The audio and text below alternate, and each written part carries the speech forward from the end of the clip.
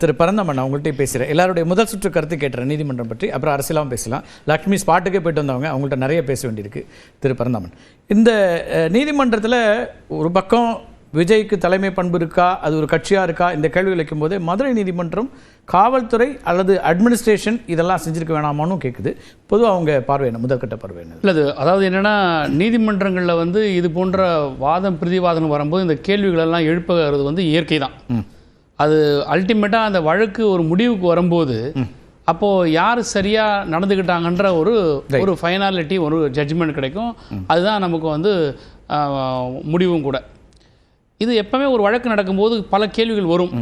அது அரசாங்கத்தை நோக்கி இருக்கலாம், மனுதாரரை நோக்கி இருக்கலாம், மாறி மாறி வரும். டிஃபென்ஸ் அவங்க வக்கீலுங்க வைக்கிற பிரதிவாரம் இருக்கும். ஓகே, இப்போது இன்றைக்கி வந்து ஒரு விஷயம் என்னென்னா வந்து, ஏன் வந்து அரசாங்கம் வந்து அல்லது காவல்துறை வந்து இவங்க மேலே வழக்கு பதிவு செய்யலை, ஏன் வந்து விஜயை வந்து நீங்கள் வந்து எஃப்ஐஆரில் வந்து A1 கொண்டு வரல, அந்த ஹிட் அண்ட் ரன் ஏன் அப்படிங்கிற சப்ஜெக்ட்லாம் வரும்போது நாம் வந்து ஒரு விஷயத்தை நம்ம பார்க்கணும், வெளிப்படையாக நம்ம பேசி ஆகணும்.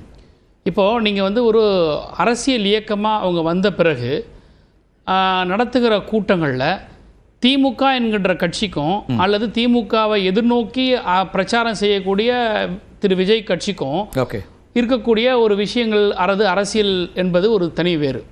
ஆனால் அரசாங்கம்னு வரும்போது இவங்க கூட்டங்களை நடத்துகிறாங்க. சரி, இந்த கூட்டங்களுக்கான நிபந்தனைகளை கொடுக்குறோம். ஏற்கனவே ஒரு ரவுண்ட் ஆஃப் லிட்டிகேஷனில் சென்னை உயர்நீதிமன்றத்தில் கூட்டங்கள் எப்படி நடக்கணும், என்ன நிபந்தனைகள், நிபந்தனைக்கு உட்பட்டு வரணும், எல்லா கண்டிஷன்ஸும் வந்து போட்டு தான் அது அவங்களுக்கே நல்லா தெரியும். இப்போ ஒரு அரசாங்கத்தை பொறுத்த வரைக்கும் என்னென்னா, இது ஒரு பெரிய ஒரு அசம்பாவிதம் நடந்து போச்சு. அந்த அசம்பாவிதம் நடந்ததை நிலைமையை சீர் செய்வது தான் முதல் ப்ரியாரிட்டி அரசாங்கத்துக்கு இருக்கும். அதை நம்ம நள்ளிரவில் முதலமைச்சரே போய் களத்துக்கு போய் நின்று அதை எல்லாத்தையும் செஞ்சுட்டாங்க. சரி, அதுக்கடுத்து உடனடியாக ஒரு ரிட்டையர்ட் ஜஸ்டிஸை வச்சு ஒரு கமிஷனை நம்ம நியமிச்சிருக்கிறோம். ரெண்டாவது வந்து எப்பவுமே வந்து ஒரு பொதுக்கூட்டங்கள் யாராக இருந்தாலும் வந்து யார் அதை பர்மிஷன் கேட்குறாங்களோ, அந்த ரெஸ்பெக்டிவ் மாவட்ட செயலாளரோ யார் ஆர்கனைசரோ அவங்க தான் நமக்கு டைரக்ட் அப்ளிகண்ட். ஸோ அங்கே ஒரு அசம்பாவிதம் நடக்குது அப்படின்ற போது அதை வந்து ஒரு காரணமாக காட்டி அவங்களை கைது செய்ய வேண்டியது. இதெல்லாம் இப்படி தான் ஒரு அரசாங்கம் செய்ய முடியும். அது எந்த ஒரு அரசாங்கம் என்ன பிரச்சனை என்னன்னா, இதை பொறுத்த வரைக்கும் எல்லாருக்குமே வந்து சோஷியல் மீடியாவில் செய்திகளில் வந்த பிறகு தான் எங்களுடைய கவனத்துக்கு வந்திருக்கு. சரி, இப்போ காவல்துறையை கூட இப்போது இது வந்து ஒரு இன்சிடென்ட் நடந்து ஒரு இன்ஜுரி ஏற்பட்டு அது ஒரு ஹாஸ்பிட்டலுக்கு போயிருக்கும் போது டெஃபினட்டாக அந்த ஹாஸ்பிட்டலில் வந்து ஒரு போலீஸ் இருக்கும். அப்போ வந்து ஒரு இன்ஜுரி எப்படி நடந்ததுன்னு கேட்கும்போது அப்போ ஆட்டோமேட்டிக்காக போலீஸ் கவர்மெண்ட் என்ன பண்ணும், அந்த இன்சிடென்ட்டை எடுத்துக்கிட்டு எஃப்ஐஆர் பார்க்கும், அது என்ன வண்டின்னு தெரியும். இப்போ இது வந்து ஹிட் அண்ட் ரன்னுனாலும் சரி, இல்லை எதுவாக இருந்தாலும் சரி, இது நம்மளுடைய அக்கௌண்டபிலிட்டிக்கு வரலை. But of course in right manner இப்போ ஒரு நீதிமன்றம் இப்போ சொல்லியிருக்கு. இதெல்லாம் இப்போ வந்து அரசாங்கமும் சரி காவல்துறை காப்பது உங்களோட பொறுப்பு தானேன்றதையும் நீதிமன்றம் கேட்குது. இவங்க நடத்துகிறாங்க, நிகழ்ச்சிக்கு அனுமதி கொடுக்கப்படுது, அங்கே சிக்கல்கள் வருது, மக்கள் அவதிப்படுறாங்க. ஒரு எல்லாம் ரைட் சார். இது வந்து சார் இப்போ நான் என்ன கேட்குறேன்னா, ஒரு பொலிட்டிக்கல் பார்ட்டி ஒரு ஸ்ட்ரக்சர்டு ஒரு ஆர்கனைசேஷனாக தான் இந்த ப்ராப்ளமே வராது சார். இது ஒரு அன்ஆர்கனைஸ்டு ஒரு கூட்டம் சார். இந்த கூட்டத்தில் பக்கத்தில் நிற்கிறவனே வந்து அவனை கட்டுப்படுத்த முடியாது. இவங்க வந்து அவங்க கட்சி மாவட்ட செயலாளருக்குன்னு சொல்கிறாங்க இல்லையா, அவங்களே வந்து யாரையுமே இவங்களை கட்டுப்படுத்தி நிறுத்த முடியாத ஒரு கட்டுக்கடங்காத ஒரு கூட்டமாக இருக்குது. இன்னும் சொல்ல போனால் இவருடைய கூட்டத்துக்கு தான் அதிகமான காவல்துறை மேனை வந்து போலீஸ் மேனை நாங்கள் வந்து டிப்ளாய் பண்ணியிருக்கோம். அதே இடத்துல திரு எடப்பாடி பழனிசாமி அவங்களுடைய கூட்டத்துக்கு வந்து 124 போலீஸ்காரர் தான் நம்ம பாதுகாப்பு போட்டோம். ஏன்னா அது ஆர்கனைஸ்டு மீட்டிங். அது இப்போ இவங்களுக்கு 500 காவல்துறையிலேருந்து 500 பேரை நாங்கள் டிப்ளாய் பண்ணியிருக்கோம். இதுக்கு வந்து நீங்கள் ரெஸ்பான்சிபிலிட்டி யார் அப்படின்ற போது இப்போ நமக்கு அரசுக்கு தெரியும் சார், நமக்கு மக்களுக்கு தெரியும் சார். இது தாவேக்கனுடைய கட்சியினுடைய தலைமை செய்த தவறு, அவருடைய ஆர்கனைசேஷன் இருக்கக்கூடிய ஒரு ஃபெயிலியர், இதெல்லாம் தெரியும். எதிர்கட்சி தலைவர் பாஜக தலைவர்கள்லாம் இப்போ குழுவெல்லாம் போய் இதில் போலீஸ் ஃபெயிலியூர் அப்படிங்கிறது தானே சார், அவங்க அப்படி தான் சார் பேசுவாங்க. அதை விட்டுடுவோம் நாம். நீங்கள் அதை தான் இங்கே தான் அரசியல் வருது. இப்போ அரசாங்கம் இதை அவசரப்பட்டு பண்ணுச்சுன்னா இது காழ்ப்புணர்வுன்னு போயிடும். அவர் எதுவுமே இல்லாமல் திரு விஜய் அவர்கள் வந்து ஒரு அரசாங்கம் இந்த அளவுக்கு செயல்பட்டு இருக்குதுன்றது ஒரு மனம் திறந்து வந்து அரசு போர்க்கால அடிப்படையில் நடவடிக்கை எடுத்து நன்றின்னு சொல்லியிருக்கலாம். அந்த ரெக்கார்டட் வீடியோ போடும்போது அங்கே கூட வந்து அவங்க அரசியல் செய்கிறாங்க. அந்த இடத்துல முதலமைச்சரும் அரசாங்கமும் அரசியல் செய்யலது. இப்போ நான் என்ன கேட்குறேன்னா, இவங்க அரசியல் கட்சிகள் 1000 இரங்கல் தெரிவிச்சதாவே தெரியல, நீங்கள் நன்றி தெரிவிக்கணுங்கிறீங்க. யாரு? இல்லை, அவருடைய வீடியோல இரங்கல் தெரிவிச்சதா கூட தெரியல. இல்ல அவரு சில அரசியல் கட்சிகளுக்கு வந்து என்னோட நின்னதுக்கு இந்த சம்பவத்துல எனக்கு வந்து உதவியா நின்னதுக்கு நன்றி சொல்றாருல. ஆனா ஒரு அரசாங்கம் ஒரு முதலமைச்சர் நள்ளிரவுல போய் நின்னார் இல்லையா, அதுக்கு ஒரு அவர் என்ன கேட்டார்னா நான் போயிட்டு வந்தது நான் என்ன தப்பு பண்ணேன். ஏங்க அவர் நன்றிக்கெல்லாம் நாங்கள் எதிர்பார்க்கல. நம்ம சப்ஜெக்ட்டுக்கு வரும். நம்ம நான் என்ன கேட்குறேன்னா, இப்போ நீங்க எடுத்தேன் கவுத்துன்றதை நம்ம நடவடிக்கை எடுக்க முடியாது சார். எடுத்தோம்னா என்ன ஆகணும், அரசியல் பழிவாங்க என்ன ஆகணும், அந்த டெப்த் ஆஃப் தி சப்ஜெக்ட் மாறி அரசியல் சப்ஜெக்ட் ஆகிடும். இப்பவே பாருங்க, இவ்வளோ ஒரு ஒன்னொன்னையும் பார்த்து நடவடிக்கை எடுக்கப்பட்ட போது கூட இன்னைக்கு எல்லாம் ஓரணியில் நிற்கிறாங்க.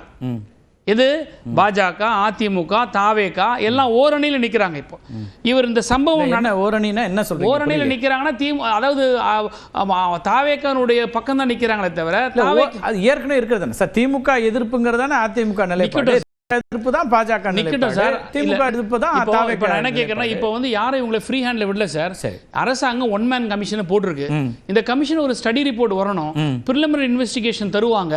அதுல யார் குற்றவாளின்றது தெரிய வரும்போது டெஃபினட் நடவடிக்கை எடுக்கணும். அதுதான் அரசாங்கத்தினுடைய முறையான வேலை. இது நீங்க டக்குன்னு போய் இப்ப முறையானதுன்னா அந்த பரப்புரை வாகனத்தை பறிமுதல் செய்திருக்கணும் அப்படின்னு சென்னை உயர்நீதிமன்றத்தினுடைய இன்னைக்கு சொல்லியிருக்காங்க.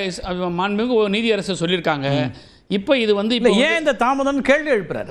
ஓப்பனாக சொல்கிறேன் சார், இந்த இன்சிடென்ட்லாம் சோஷியல் மீடியாவில் பார்க்கும்போது தான் தெரியுதே தவிர, நான் உங்களுக்கு ஏற்கனவே சொன்ன மாதிரி ஏன் போலீஸ் நடவடிக்கை எடுக்கலன்றது ஒரு ரீசன் என்னன்னா, ஒரு இன்ஜுரி ஏற்பட்டு ஒரு ஹாஸ்பிட்டலுக்கு போயிருந்தா அந்த ஹாஸ்பிட்டலில் இந்த காஸ் ஆஃப் த இன்ஜுரி சொல்லும் போது அங்கே போலீஸுக்கு கவனத்துக்கு வரும். இல்லை சார், வாகனம் மட்டுமே இல்லை சார், அவர் பல்வேறு கேள்விகள் எழுப்புறாரு. அதில் அரசு நிகழ்ச்சி ஏற்பாட்டாளர்களுக்கு கருணை காட்டுகிறதான்னு கேட்குறாரு. கருணை எல்லாம் காட்டல. நான் என்ன சொல்றேன்னா, மாண்புமிகு நீதியரசர் கேட்குற கேள்வியெல்லாம் சரி.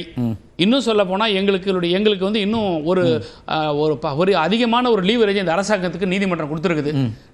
நாங்கள் எந்த நடவடிக்கை எடுத்தாலும் இனிமேல்ட்டு வந்து அரசியல் காழ்ப்புணர்வு பேசுறதுக்கெல்லாம் இப்போ முற்றுப்புள்ளி வச்சு மண்பு நீதிமன்றம்.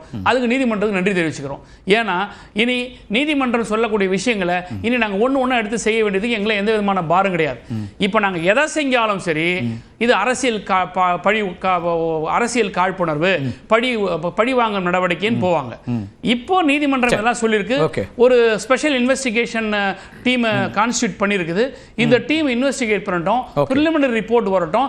சார், தப்பு செஞ்சவங்க யாரையுமே இந்த அரசு வந்து விடாது.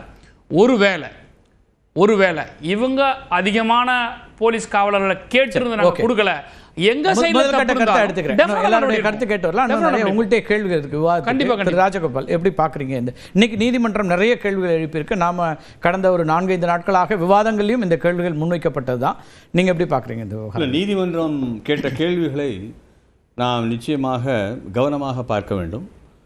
அந்த கேள்விகளில் பல நியாயமான கேள்விகள். அதாவது 2 தரப்பிலும் பிரச்சனை பண்ணியிருக்காங்க. யார் என்னென்ன பிரச்சனை பண்ணியிருக்காங்க, நிர்வாக திறமை இல்லாத காரணத்தால் இந்த சம்பவம் நடந்து. 2 தரப்புன்னு சமமா டீல் பண்றீங்க? இல்லை, 2 சமமானு நான் சொல்லலை. நீதிமன்றம் சமமானு சொல்லலை, நானும் சமமானு சொல்லலை.